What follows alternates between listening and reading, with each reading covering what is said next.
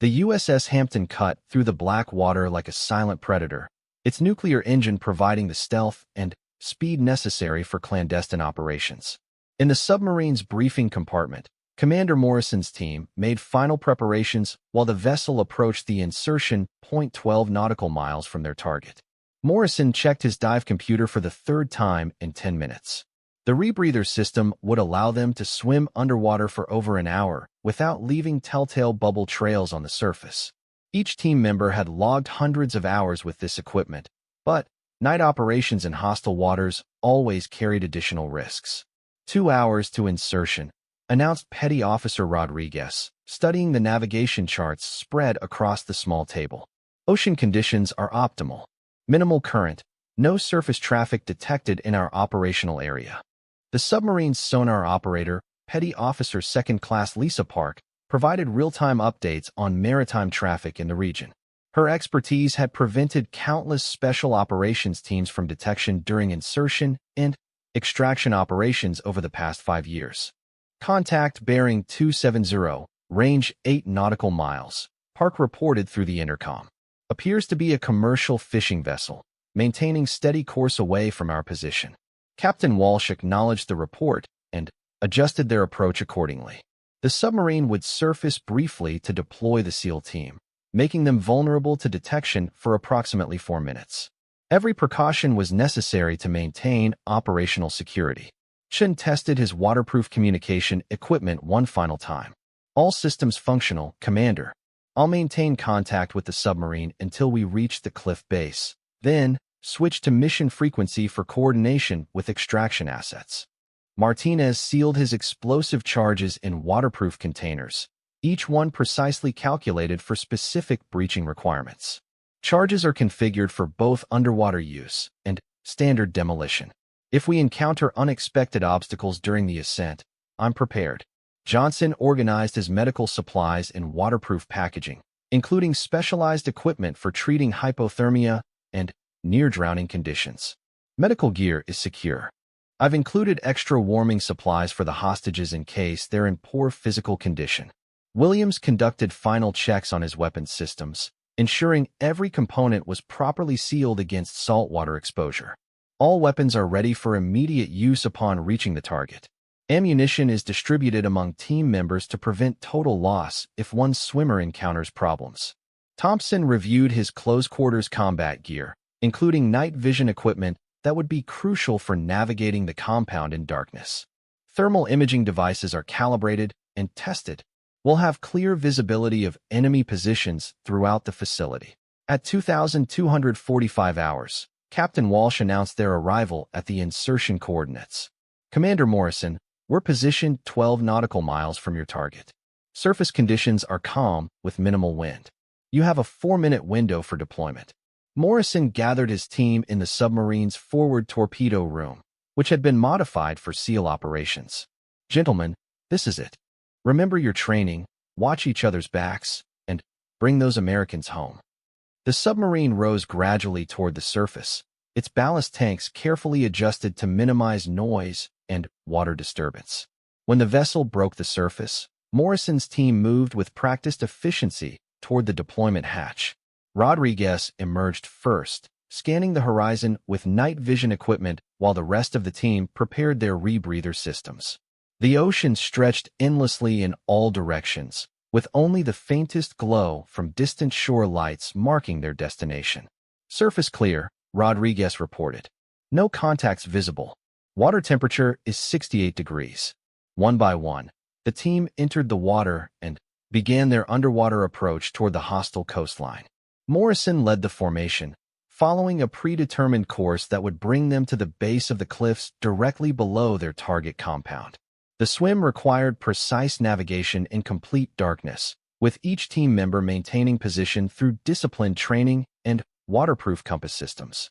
Chen monitored their progress through GPS coordinates transmitted to his diving computer, while Rodriguez used sonar equipment to detect underwater obstacles. 43 minutes after entering the water, Morrison spotted the massive cliff face rising from the ocean like a black wall against the starry sky. The satellite images had been accurate, but seeing the sheer rock face in person emphasized the challenge they were about to undertake.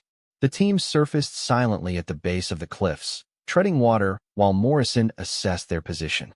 Above them, the compound's lights created a faint glow against the night sky, approximately 230 feet straight up the vertical rock face. Position confirmed, Morrison whispered into his throat microphone. Beginning ascent in 60 seconds.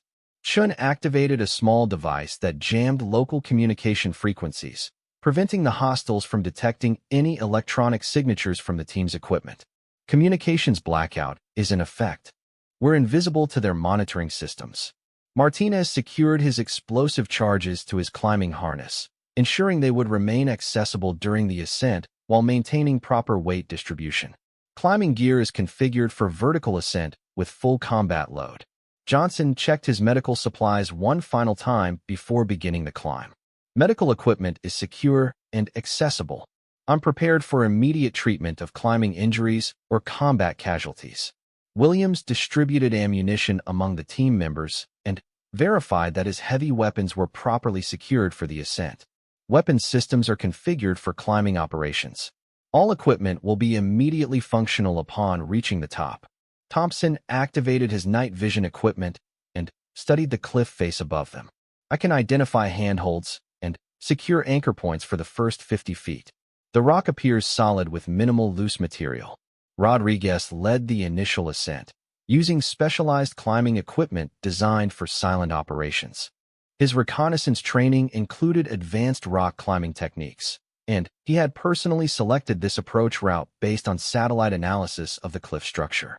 The ascent began slowly, with each team member maintaining absolute silence while navigating the vertical rock face. Rodriguez placed anchor points every 20 feet, creating a secure route that the rest of the team could follow. Morrison climbed second, prepared to take command if Rodriguez encountered unexpected obstacles. Chun followed third in the formation, carrying the most sensitive electronic equipment that could not afford damage during the climb. His communication gear would be essential for coordinating with extraction assets once they reached the compound. Martinez climbed fourth, his explosive charges adding significant weight to his equipment load. Despite the additional burden, his climbing technique remained smooth and controlled, a testament to months of specialized training. Johnson maintained fifth position, carrying medical supplies that might mean the difference between life and death for both teammates and hostages. His climbing pace was measured and deliberate, ensuring no equipment damage during the ascent. Williams climbed sixth, his heavy weapons and additional ammunition making him the most heavily loaded team member. His powerful build and extensive climbing experience allowed him to maintain pace with the rest of the team despite carrying nearly 20 pounds more equipment. Thompson brought up the rear, maintaining security watch while the team climbed. His position allowed him to spot any threats from below while providing covering fire if the team was detected during the ascent. 20 minutes into the climb, Rodriguez encountered the first significant obstacle. A section of loose rock required careful navigation to avoid creating noise that might alert the compound's security. He spent several minutes testing each handhold before committing his full weight to the climb. Morrison watched Rodriguez's progress while maintaining his own position on the cliff face. The team's success depended on absolute silence during the ascent, and even a small rockfall could compromise the entire operation. Rodriguez successfully navigated the loose section and resumed normal climbing pace. He placed additional anchor points in the solid rock above the obstacle, ensuring the rest of the team could pass safely. Chun reached the loose section and followed Rodriguez's exact route, his electronic equipment secured in shock-resistant cases. The specialized packaging protected his communication gear from impact damage while maintaining easy access for immediate use. Martinez approached the obstacle with particular caution, his explosive charges requiring careful handling to prevent accidental detonation. He moved slowly through the loose rock, testing each handhold twice before trusting it with his full weight. Johnson navigated the section smoothly, his medical training having included extensive climbing instruction. The physical conditioning required for SEAL operations made the technical climbing manageable despite the additional equipment load. Williams reached the loose section and paused to assess the route. His greater weight required extra caution, but his climbing experience allowed him to identify the most secure path through the unstable area. Thompson brought up the rear, his security position requiring him to climb while maintaining awareness of potential threats from below. He navigated the loose section efficiently while continuing to monitor the ocean approaches for enemy patrol boats. 90 minutes after beginning the ascent, Rodriguez approached the top of the cliff face. Intelligence reports indicated no security sensors on the seaside approach, but he moved with extreme caution as he prepared to cross onto hostile territory. Rodriguez reached the cliff edge and carefully surveyed the area above using night vision equipment. The compound lay 200 meters inland, its perimeter marked by guard towers and floodlights that created patches of illumination throughout the facility. Morrison joined Rodriguez at the cliff top, immediately taking command of the ground reconnaissance. Status report, he whispered through his throat microphone. Perimeter is as briefed, Rodriguez replied quietly. 2 guard towers visible. Patrol pattern appears consistent with intelligence estimates. I can see movement in the southern tower. Chun reached the top and immediately activated his electronic surveillance equipment. No active radar or motion sensors detected in our immediate area. Communication systems are operational. Martinez joined the group and began unpacking his explosive charges. Breaching equipment is ready. I can place charges on the perimeter fence or building walls as needed. Johnson reached the cliff top and conducted a quick medical assessment of each team member. No climbing injuries detected. All personnel are ready for operational activities. Williams arrived with his heavy weapons and distributed ammunition to team members as planned. Weapons systems are functional and ready for immediate use. I have clear fields of fire toward both guard towers. Thompson completed the team's arrival at the cliff top and immediately established security positions. Rear area is secure. No indication of enemy activity on the water approaches. Morrison studied the compound through his night vision scope, comparing the actual layout to the satellite images they had memorized. The intelligence appeared accurate, but he noted several details that would affect their approach route. Compound security appears standard, Morrison reported to his team. 2 guards visible in towers, 1 patrol moving along the eastern perimeter. We'll move to the breach point during the next guard rotation. The team prepared for the next phase of their mission, knowing that crossing the open ground to the compound would be their most vulnerable moment. Once they breached the perimeter, they would be committed to completing the rescue operation regardless of what they encountered inside. Morrison checked his chronometer and confirmed their timeline remained on schedule. In approximately 30 minutes, they would discover whether months of planning and preparation would be sufficient to rescue 3 American citizens from a heavily fortified enemy compound. The most dangerous part of their mission was about to begin. Commander Morrison crouched behind a cluster of rocks at the cliff edge, studying the compound through his night vision scope. The facility sprawled across a natural plateau, surrounded by 12-foot concrete walls topped with razor wire. 2 guard towers anchored the perimeter defense, their searchlights sweeping predetermined patterns across the surrounding terrain. Guard rotation in 30 seconds, Rodriguez whispered through the team communication system. His reconnaissance training allowed him to predict enemy movement patterns with remarkable accuracy after observing their routine for only 20 minutes. Morrison watched as a guard emerged from the compound's main building and walked toward the eastern watchtower. The timing was exactly as intelligence had predicted, creating a brief window of reduced surveillance coverage along the northern perimeter wall. Execute breach in 10 seconds, Morrison commanded softly. Martinez, you're up. Martinez moved like a shadow across the rocky ground, carrying precisely calculated explosive charges toward the perimeter fence. His demolition expertise had been honed through dozens of combat operations, and he could place breaching charges in complete darkness using only his sense of touch. Chun monitored electronic communications from the compound while Martinez approached the target. No change in radio traffic. Their communication pattern remains normal. The small explosive charge detonated with a muffled thump, creating a hole in the concrete wall large enough for the team to pass through single file. Martinez had calculated the charge perfectly, producing maximum effect with minimal noise. Morrison led the team through the breach, immediately taking cover behind a storage building just inside the perimeter. The compound's interior layout matched satellite intelligence exactly, with the main building housing the hostages located 50 meters directly ahead. Thompson took position to cover their approach route, while Williams established overwatch on the guard towers. Johnson prepared his medical equipment for immediate use once they located the hostages. 2 guards at the main building in trance, Rodriguez reported after conducting a quick reconnaissance of their target. 1 more visible through the second-floor windows. Morrison studied the building's structure, comparing it to the floor plans they had memorized. The hostages were reportedly held in the basement, accessible through a stairway just inside the main entrance. Chun, jam their communications on my signal, Morrison ordered. Martinez, prepare charges for the entrance door. We go in fast and hard. The team moved forward in tactical formation, using shadows and parked vehicles for concealment as they approached the main building.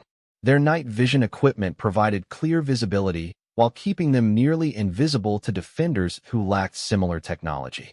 Martinez reached the building entrance and placed a small breaching charge on the reinforced door. The explosive was designed to destroy the locking mechanism without creating excessive noise that might alert guards throughout the compound. Charge set, Martinez reported. Ready for breach on your command. Morrison positioned his team for immediate entry once the door was open. Thompson and Williams would engage any guards in the main corridor while he and Johnson headed directly to the basement. Rodriguez would secure their exit route, while Chun maintained communication jamming. Execute breach, Morrison commanded. The door exploded inward, and the team flowed through the opening like water through a broken dam.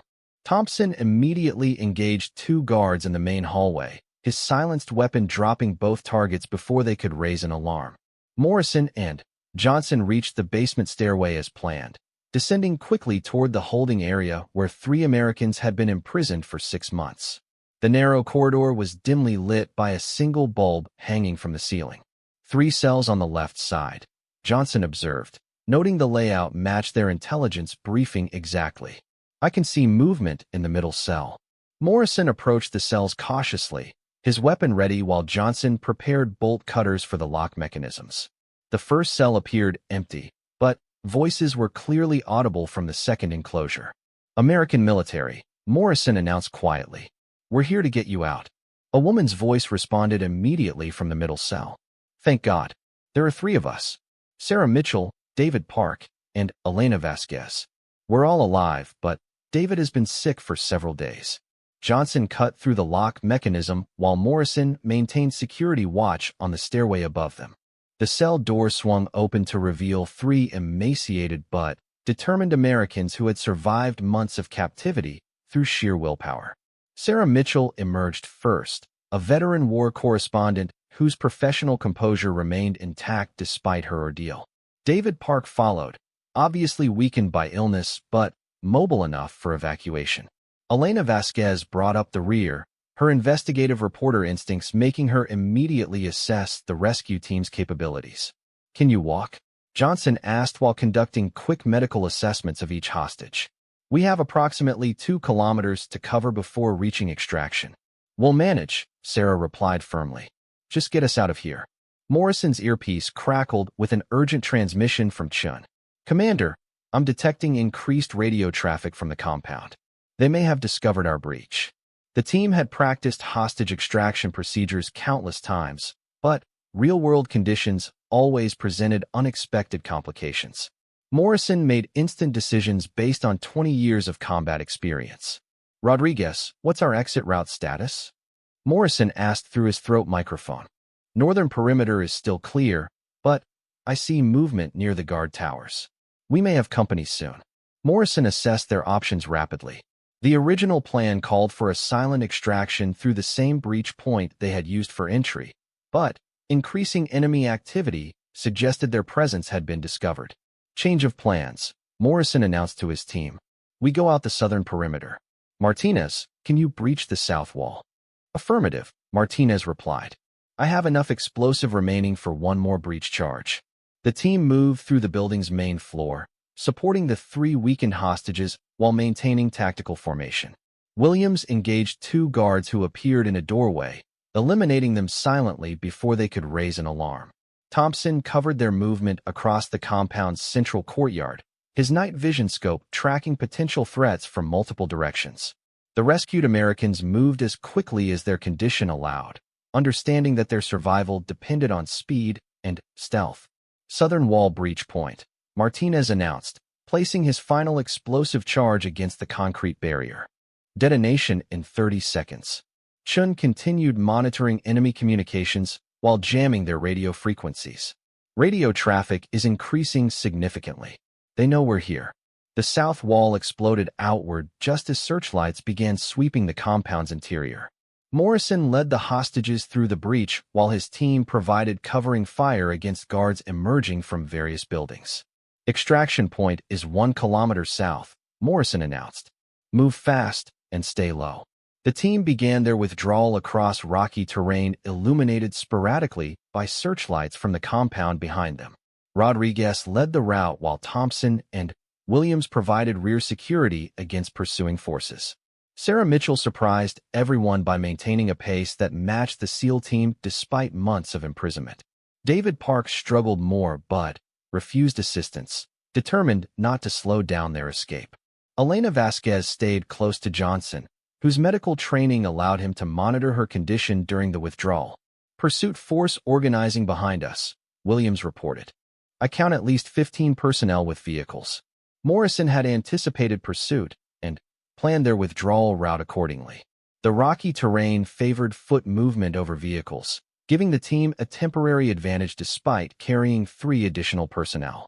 Chun, contact extraction assets, Morrison ordered. We need immediate pickup at the primary landing zone. Chun activated his long-range communication equipment and established contact with the helicopter crews standing by for their rescue. Extraction Team Alpha, this is Ground Team 1. We have precious cargo and need immediate pickup. The response came immediately through Chen's earpiece. Ground Team 1, this is Extraction Alpha. We're airborne and inbound to your location. ETA 12 minutes. 12 minutes seemed like an eternity when facing pursuit from 15 hostile combatants across open terrain.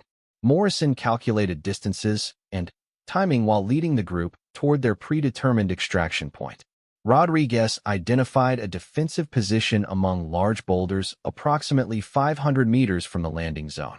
Commander, we have good cover ahead. We can hold that position until extraction arrives. The team reached the boulder field just as vehicle headlights appeared in the distance behind them. Morrison positioned his men to create overlapping fields of fire while the hostages took cover among the rocks. Contact rear, Thompson announced, identifying muzzle flashes from pursuing forces. Range approximately 400 meters and closing. Williams opened fire with his heavy weapon, the distinctive sound of his machine gun echoing across the mountain landscape. His accurate fire forced the pursuit vehicles to stop and deploy their personnel on foot. Extraction Alpha, this is Ground Team 1, Chun transmitted. We are under fire at the landing zone. Repeat, we are under fire. Roger, Ground Team 1. We have your position marked. Inbound with gun support. Morrison felt cautiously optimistic as the sound of approaching helicopters grew audible above the gunfire. The extraction crews were among the best in the military, capable of operating under fire while maintaining precise control of their aircraft. The first helicopter appeared as a dark silhouette against the starry sky, its pilot using night vision equipment to identify the landing zone. A second aircraft circled at higher altitude, ready to provide covering fire if ground forces threatened the rescue operation. Smoke deployed, Rodriguez announced, igniting a colored smoke grenade that would mark their exact position for the incoming helicopters. The lead helicopter descended toward the improvised landing zone, while its door gunners engaged the hostile forces pursuing Morrison's team. Accurate fire from the aircraft forced the attackers to seek cover, temporarily reducing incoming fire. Hostages aboard first, Morrison ordered as the helicopter touched down. Johnson, get them secured. Sarah Mitchell, David Park, and Elena Vasquez ran toward the helicopter with Johnson escorting them across the 30 meters of open ground. The aircraft's crew chief helped them aboard while maintaining security watch for additional threats. Ground team, move now, Morrison commanded, beginning the withdrawal toward the waiting aircraft. Rodriguez reached the helicopter first, immediately taking position to provide covering fire for his teammates. Chen followed, carrying his communication equipment while maintaining contact with supporting forces. Martinez sprinted toward the aircraft while Thompson and Williams conducted a fighting withdrawal from their defensive positions. Enemy fire increased as the hostile forces realized their prisoners were escaping. Morrison was the last man to reach the helicopter, diving aboard as the pilot lifted off immediately upon his arrival. The aircraft climbed rapidly while its gunners continued engaging ground forces below. All personnel accounted for, Johnson reported after conducting a quick head count. Hostages appear stable for transport. The extraction helicopters flew toward the USS Hampton's position while fighter aircraft provided high-altitude cover.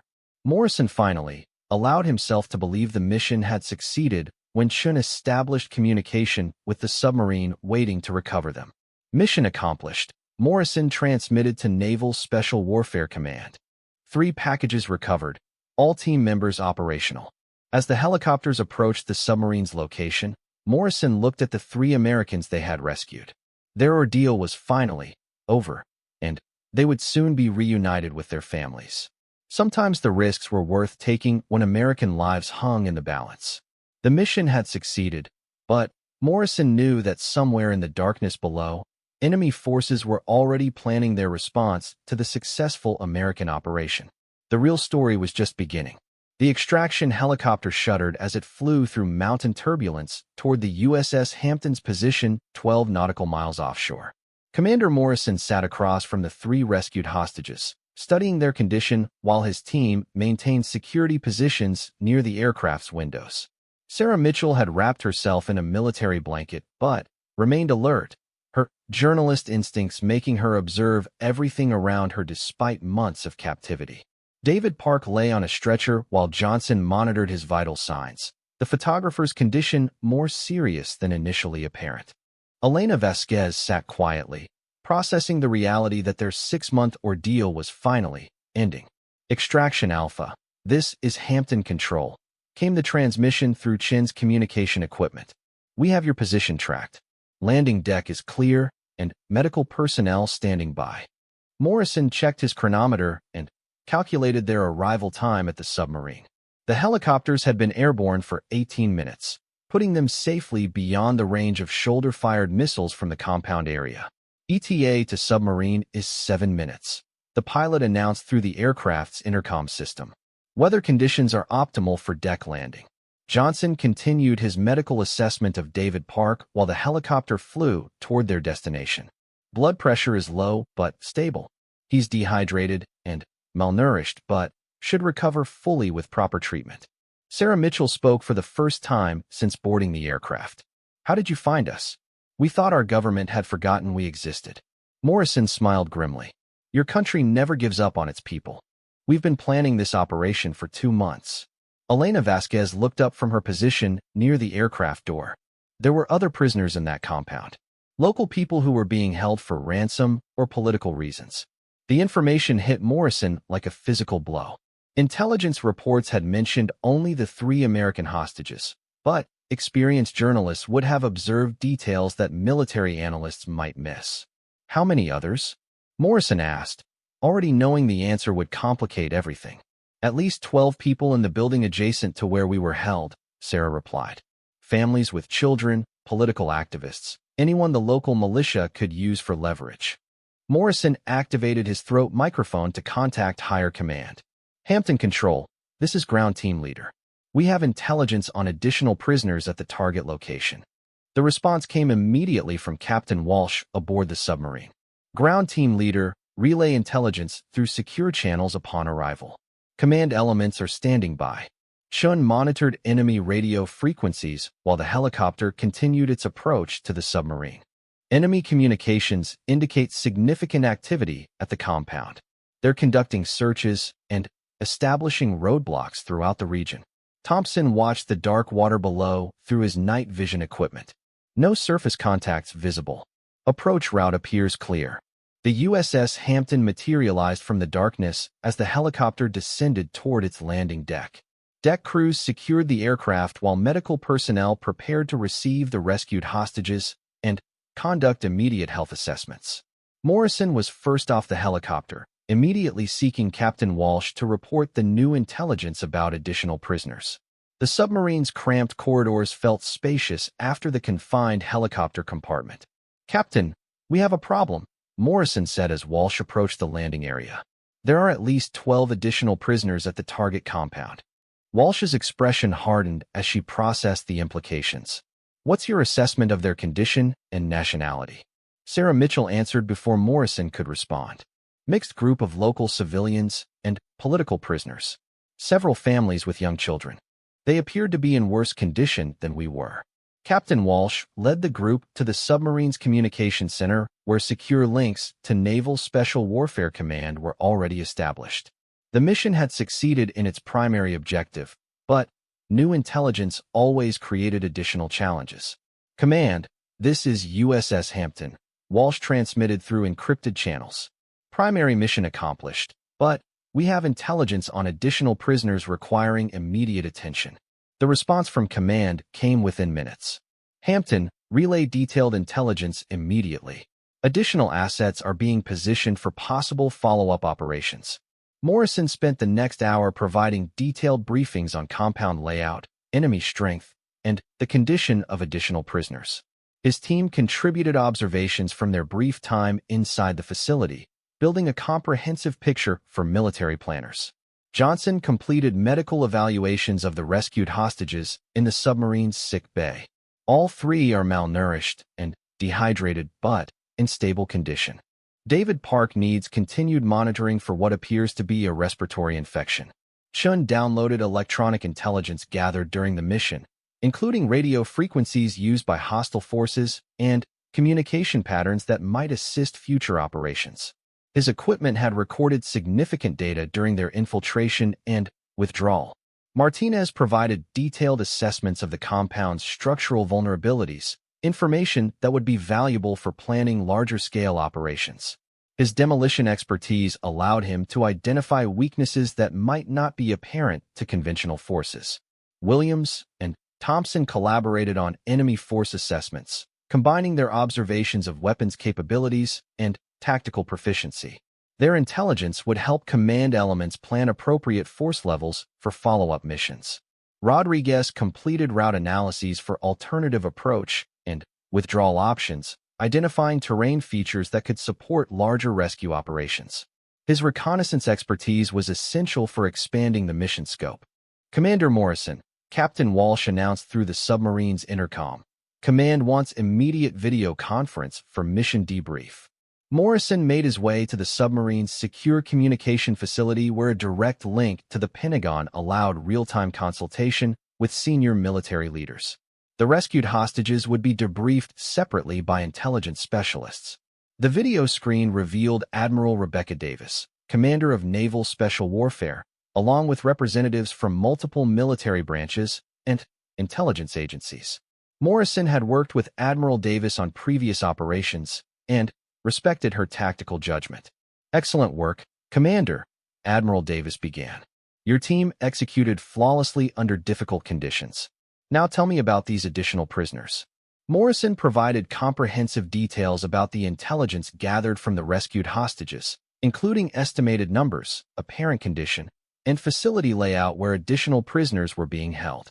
"What's your assessment of rescue feasibility for the additional prisoners?" Admiral Davis asked. "Doable, but it would require a significantly larger force," Morrison replied honestly. "The compound is now on high alert, and they'll expect follow-up operations." Admiral Davis conferred with other officials off-camera before responding. "We're assembling a joint task force for expanded operations. Your team will remain on standby aboard Hampton pending further orders." The video conference concluded with Morrison understanding that his successful mission had created opportunities for much larger rescue operations. The intelligence gathered by three brave journalists might save dozens of innocent lives. Sarah Mitchell approached Morrison in the submarine's mess hall where his team was finally getting their first meal in 24 hours. "Commander, there's something else you should know about that compound." Morrison looked up from his food, already suspecting that more complications were coming. What did you observe? The militia group holding us was just the local enforcement arm, Sarah explained. The real power behind the operation is a human trafficking network with international connections. Elena Vasquez joined the conversation, her investigative background making her particularly observant of organizational details. We overheard conversations about shipping prisoners to other countries for forced labor and, worse. Morrison felt his anger building as he realized the scope of the criminal enterprise they had uncovered. How extensive is this network? David Park, despite his illness, contributed information from his photographer's perspective. I saw vehicles from at least 3 different countries during our captivity. This operation extends well beyond local militia groups. Morrison immediately sought Captain Walsh to relay the new intelligence. The mission was expanding from a simple hostage rescue to potential disruption of an international criminal network. Captain, we need immediate contact with command, Morrison said. This situation is much larger than we initially understood. Walsh authorized another secure communication session, this time including representatives from multiple government agencies with interests in international crime prevention. The submarine's communication center became a hub for planning expanded operations. Admiral Davis reappeared on the video link along with officials from the FBI, CIA, and State Department. Commander, relay your new intelligence immediately. Morrison provided detailed briefings based on information from the rescued journalists, painting a picture of criminal activity that threatened citizens from multiple nations.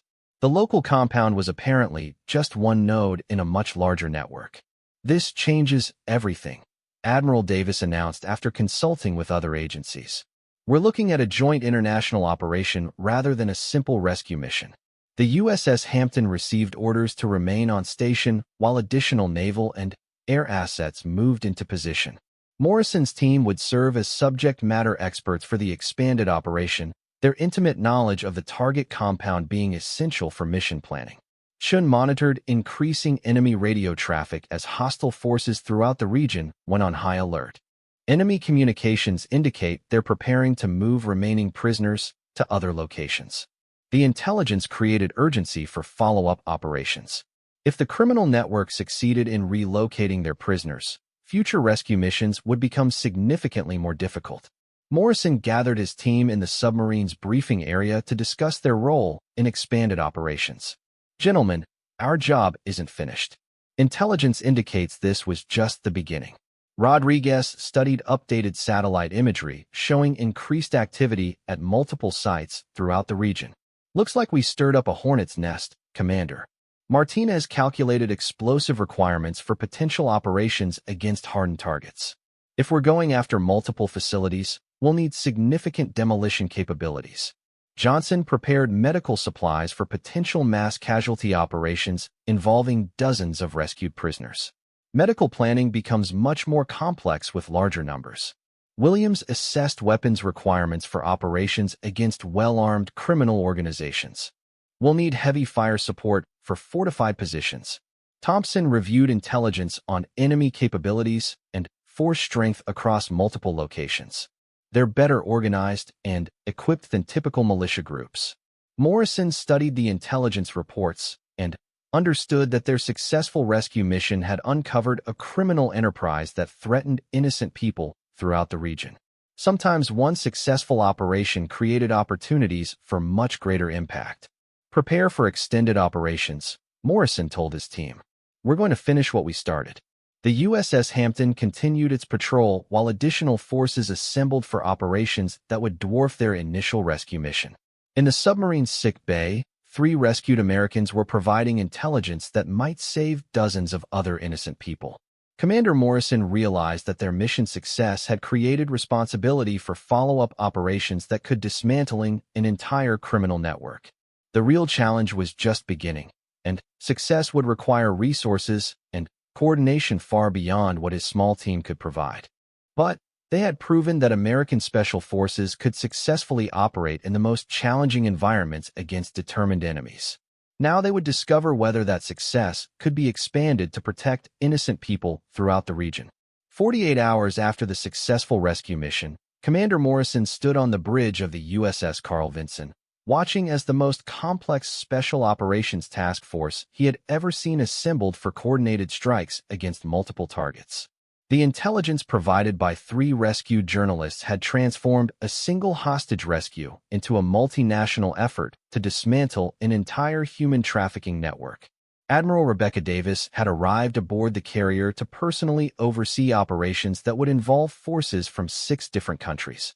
The criminal organization they were targeting had tentacles reaching across international borders, requiring unprecedented cooperation between military and law enforcement agencies. Commander Morrison, your team's mission opened doors we didn't even know existed, Admiral Davis said as they reviewed the operational plan. 37 facilities across 4 countries, holding an estimated 240 prisoners. Morrison studied the intelligence displays showing real-time surveillance of target locations throughout the region. Satellite imagery revealed a sophisticated network of compounds, safe houses, and transportation hubs used by human traffickers operating under the protection of local militia groups. Chin had been reassigned to the carrier's communications center, where his expertise with enemy radio frequencies was helping intelligence analysts track the movement of prisoners between facilities. His intercepts revealed that the criminals were frantically trying to relocate their human cargo before follow-up strikes. Enemy communications indicate they're planning to move prisoners tonight, Chin reported during the afternoon briefing. Multiple convoys are being organized to disperse captives to locations outside our operational area. The intelligence created time pressure for simultaneous strikes against all known facilities. If the criminal network succeeded in relocating their prisoners, months of investigation would be wasted, and innocent people would disappear into an international underground economy. Admiral Davis authorized immediate execution of Operation Bright Light, named after historical rescue missions that had freed American prisoners from enemy captivity. 6 strike teams would hit priority targets simultaneously while air and naval forces prevented enemy reinforcements from interfering. Morrison's original team would lead the assault on the compound where they had rescued the journalists, using their intimate knowledge of the facility layout to locate additional prisoners. The site had been reinforced since their first mission, but satellite intelligence showed exactly where new defensive positions had been constructed. Rodriguez briefed the expanded team on approach routes that would avoid newly installed sensor equipment. They've added motion detectors along the northern perimeter, but the southern approach we used for extraction is still viable. Martinez calculated explosive requirements for breaching reinforced positions that hadn't existed during their previous mission. They've hardened the main building with concrete barriers, but I can create new entry points if needed. Johnson prepared medical supplies for treating potentially dozens of rescued prisoners, many of whom would be in worse condition than the 3 American journalists. Medical planning assumes malnutrition, dehydration, and possible infectious diseases among the prisoner population. Williams studied intelligence on enemy reinforcements that could respond to their assault. Local militia groups have repositioned heavy weapons to support the main compound. We'll face organized resistance from multiple directions. Thompson reviewed building layouts for facilities that housed prisoners separate from the main compound. Intelligence shows at least 3 additional structures holding captives. We'll need to clear multiple buildings simultaneously. The strike force launched at sunset, with Morrison's team aboard specially modified helicopters designed for silent insertion behind enemy lines. 5 other teams approached different targets across the region, creating a coordinated assault that would prevent the criminal network from shifting resources to defend any single location. Chun monitored enemy communications during the flight toward their target. Radio traffic indicates they suspect incoming attacks, but don't know specific timing or locations. The helicopter carrying Morrison's team approached the compound from a new direction, taking advantage of terrain features identified during their previous mission. The pilots used night vision equipment to navigate mountain valleys that provided concealment from enemy radar systems. 2 minutes to insertion, the pilot announced through the aircraft's intercom. Enemy activity at the target appears normal. Morrison checked his equipment one final time, knowing that this mission carried higher stakes than their previous rescue operation. Intelligence suggested that 12 to 15 prisoners were being held in the compound, including several children who had been separated from their families. Rodriguez provided final reconnaissance updates as they approached the landing zone. Compound security has been enhanced, but patrol patterns are predictable. We have identified clear approach routes to multiple buildings. The team fast-roped from the helicopter into a valley approximately 1 kilometer from their target. Supporting aircraft remained airborne to provide fire support if ground forces encountered organized resistance during the assault. Martinez led the team across rocky terrain toward the compound, his demolition charges configured for multiple breaching operations. Intelligence indicated that prisoners were now being held in 3 separate buildings rather than the single location they had used previously. Johnson carried expanded medical supplies designed for treating children and elderly prisoners who might be in critical condition after months of captivity. His trauma training included specialized procedures for patients suffering from prolonged malnutrition. Williams provided security as the team moved through terrain that enemy forces had not bothered to patrol. The criminal organization's confidence in their defensive positions had created blind spots that experienced special operations forces could exploit. Thompson used thermal imaging equipment to identify guard positions and prisoner locations within the compound buildings. I count at least 4 guards visible, with movement signatures in 2 of the suspected prisoner holding areas. Morrison studied the compound through his night vision scope, noting changes made since their previous visit. They've added defensive positions, but maintained the same basic layout. We'll approach from 3 directions simultaneously. Chun activated jamming equipment designed to prevent enemy forces from calling for reinforcements once the assault began. Communications blackout will be effective for approximately 20 minutes. The team split into 2 elements for simultaneous assaults on different buildings. Morrison led Rodriguez and Johnson toward the structure housing the largest number of prisoners, while Martinez, Williams, and Thompson attacked the compound's main administrative facility. Martinez placed breaching charges on the prisoner housing facility while Thompson's element engaged guards at the main building.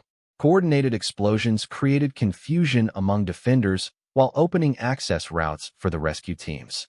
Morrison entered the first building immediately after the breaching explosion, finding a corridor lined with cells containing 15 prisoners in various stages of physical deterioration. The sight of families separated into different cells reinforced the criminal nature of the trafficking operation. American military, Morrison announced as he and Johnson began cutting locks on cell doors. We're here to get everyone out. Rodriguez maintained security watch while prisoners emerged from cells where they had been held for weeks or months. Several children ran immediately to adults in adjacent cells, clearly family members who had been deliberately separated. Johnson conducted rapid medical assessments while Morrison organized the prisoners for evacuation. Most are ambulatory but severely weakened. 2 children appear to be suffering from respiratory infections. Thompson's element successfully secured the main building and located records that documented the full scope of the trafficking network. Computer files contained information about prisoner movements and financial transactions that would be valuable for continuing investigations. Williams engaged enemy reinforcements approaching from the compound's motor pool, his accurate fire preventing hostile forces from interfering with prisoner evacuation. Contact East, 6 personnel with automatic weapons. Martinez completed searches of additional buildings and located 4 more prisoners being held in basement cells. Secondary structure cleared. For additional packages ready for extraction. Chun contacted extraction helicopters standing by for immediate pickup of rescued prisoners. Extraction Alpha, this is Ground Team 1. We have 19 packages ready for immediate transport. The evacuation helicopters arrived as Morrison's team completed their sweep of the compound. Medical personnel aboard the aircraft began treating prisoners while the SEAL team provided security during loading operations. All packages secured. Johnson reported as the last prisoner boarded evacuation helicopters. Medical conditions range from moderate to severe malnutrition, but all appear stable for transport. Morrison's team boarded their extraction helicopter as enemy reinforcements finally organized a coordinated response to the assault. Air support aircraft engaged hostile forces while rescue helicopters departed the target area. Mission accomplished. Morrison transmitted to the Carrier Command Center. 19 prisoners rescued. Enemy facility neutralized. Similar reports came from strike teams attacking other facilities throughout the region. Operation Bright Light was succeeding beyond expectations, with nearly 200 prisoners rescued during coordinated assaults on the trafficking network. Admiral Davis greeted Morrison's team as they returned to the USS Carl Vinson. Outstanding work, Commander. Intelligence from your targets has allowed us to identify additional facilities in 3 other countries. The rescued prisoners received immediate medical attention while intelligence specialists debriefed them about their captivity and treatment. Their information would be essential for prosecuting the criminals responsible for the trafficking network. Sarah Mitchell, David Park, and Elena Vasquez met with Morrison in the carrier's briefing room, where they were preparing news reports about the rescue operations. Their journalism background made them uniquely qualified to tell the story of successful military action against international criminals. Your initial rescue made all of this possible, Morrison told the 3 reporters. 19 families are going home because you provided accurate intelligence about additional prisoners. Sarah smiled for the first time since her rescue. Sometimes the best stories write themselves through the actions of people who risk everything to help others. The carrier continued operations while additional intelligence led to arrests and prosecutions across multiple countries. The human trafficking network that had operated with impunity for years was systematically dismantled through international cooperation. Chun monitored communications from law enforcement agencies coordinating follow-up investigations. Intelligence from rescued prisoners is leading to arrests throughout Europe and Asia. Martinez calculated that explosive charges used during the operations had destroyed facilities worth millions of dollars to the criminal organization. Infrastructure damage will make it difficult for them to resume operations. Johnson reported that all rescued prisoners were responding well to medical treatment aboard the carrier and hospital ships. Full recovery expected for all rescued personnel. Several children will need extended psychological support. Williams noted that organized resistance had been lighter than expected across all target areas. Criminal organizations aren't prepared for coordinated military action. They depend on local corruption rather than defensive capabilities. Thompson reviewed intelligence gathered from captured facilities and estimated that the operations had disrupted trafficking routes affecting thousands of potential victims. Network mapping shows connections to criminal organizations worldwide. Rodriguez calculated that successful rescue operations would deter similar criminal enterprises throughout the region. Word will spread that these networks are vulnerable to military action. Admiral Davis conducted final briefings with international law enforcement representatives who would continue prosecuting the criminal network. Military operations opened the door, but lasting success requires sustained international cooperation. Morrison's team returned to their base assignment knowing that their successful mission had evolved into something much larger than anyone had anticipated. Sometimes small actions create opportunities for significant impact when dedicated people work together toward common goals. The 3 journalists they had originally rescued were already planning follow-up stories that would expose the international scope of human trafficking networks. Their reporting would help maintain public support for continued efforts to protect innocent people from criminal exploitation. Commander Morrison understood that special operations forces could achieve remarkable results when provided with accurate intelligence and appropriate support. Their success proved that criminal organizations operating across international borders were vulnerable to coordinated military action. The mission that began with 3 American hostages had resulted in rescuing nearly 200 prisoners and dismantling an international criminal network. Sometimes the most important victories started with simple decisions to never abandon people who needed help. Morrison looked forward to returning home to his family, knowing that somewhere around the world, 19 families were having similar reunions because 7 American warriors had refused to accept that anyone was beyond rescue. That made all the risks worthwhile.